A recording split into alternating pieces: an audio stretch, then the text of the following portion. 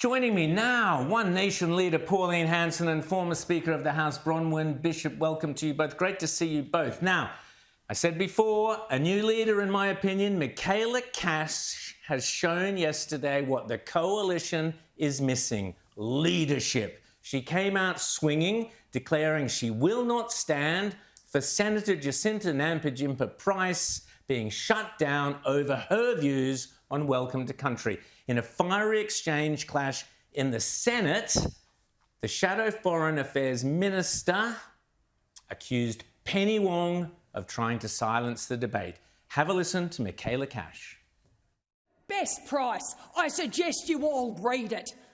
A woman walking through the desert was her mother, who had her baby between her legs under a tree. Senator Jacinta Price, who every day has lived and breathed reconciliation in this country. Her father is white, her mother is black. So please, don't ever come into this place again and pontificate to us like you've just done.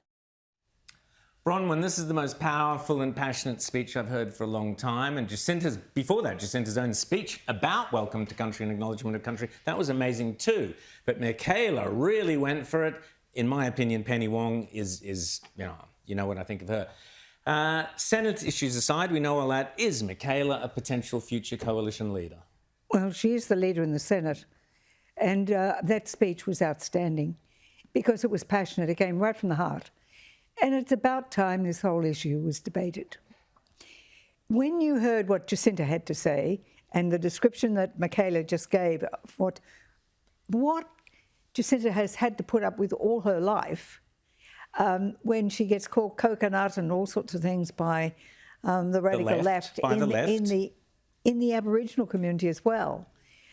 She is a woman of courage, and Michaelia coming in like that, which Penny Wong tried to stop, as I understand it, she just nailed it strongly, and you could hear people all over Australia cheering. And the point that she made when she was interviewed again today, that Pauline had spoken, that others had spoken and put their point of view as they're entitled to do as senators, and then to be railed upon by Senator Wong with a Wongism, saying, look at me, I'm so superior to all of you, that it really just got to Michaelia, and she showed fabulous leadership for the person she is. I agree. Pauline, you were there. Tell us what you made of it, of the speech and of Jacinta's speech before that, and of course your own observations. Let me put it in context. This only came about because the my four senators, One Nation, all week, not at the opening of the Parliament, mind you, only at the every morning that we actually open the session of Parliament in the Senate, that we turn our backs on Welcome to Country. Well, they weren't happy about that. They said it a stunt. I said, no, I've been doing this for the past 3 years. I don't care what people think about it. People have congratulated me on our stance. We're sick and tired of this Welcome to Country 5 times on the ceremonies that go on every day when Parliament opens. People are sick and tired of hearing it and being disenfranchised from our own land. Not once they asked for respect from me. Where have I ever heard from any Aboriginal leader to say that we are part of this nation, that they welcome us to join this land with them? You never do, and I'm sick and tired of it. And Pauline, I want to say I wholeheartedly support what you and One Nation have done. I'm going to get onto that in a second. Personally, I think Welcome to Country and Acknowledgement to Country are both an abomination. They do not serve the purpose they are supposed to serve. They don't support the Indigenous communities. They are pure virtue signalling. More importantly, they divide this nation. It's divide and rule. It is the classic Marxist playbook. They are dividing this nation, divide and rule. I'm just going to quickly play, Pauline, as well. You had a clash with my colleague Chris Kenny about this very subject. I wholeheartedly support your stance and One Nation's stance on this, and I want to see more people turning their back in public on this abomination as well. But let's just have a look. It's just polite. Sorry, Chris. No, sorry. I'm past being polite when I feel disenfranchised from my own country, and that's a feeling from the Australian people. And this is said every morning Parliament starts. But how is it disenfranchised? How are you disenfranchised just to recognise our history?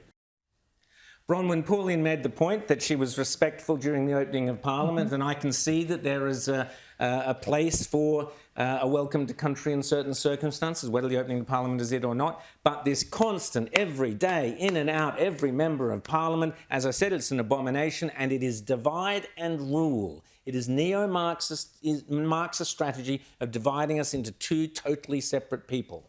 Look, the bottom line is, Rowan, that everybody in this country, including Indigenous Australians, came from somewhere else originally. Now, whether you came 60,000 years ago, whether you came 6 years ago or 160 years ago, it doesn't matter. We've come together as a nation and we are a single nation. And to try and inculcate this into children, to say that you're not a legitimate Australian, which is what they're trying to do, to my mind, is evil.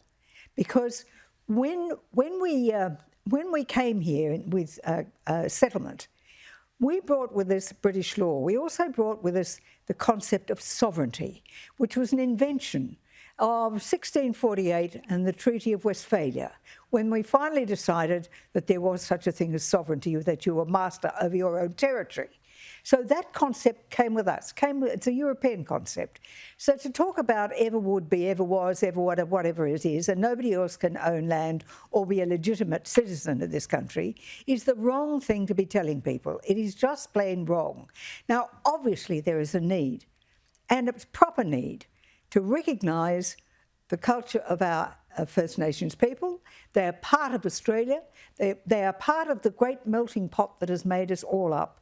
And the migrants who have come subsequently, who've brought things that have enriched our culture, we have developed something that is uniquely Australian. That is our culture. And if you have no culture, you have nothing to defend. So it is hugely important that we make sure that the various ingredients that have made up this great nation are recognised as being uniquely Australian, and do not tell children that they are not legitimate settlers in their own land. Thank you both, Pauline and Bronwyn, as always.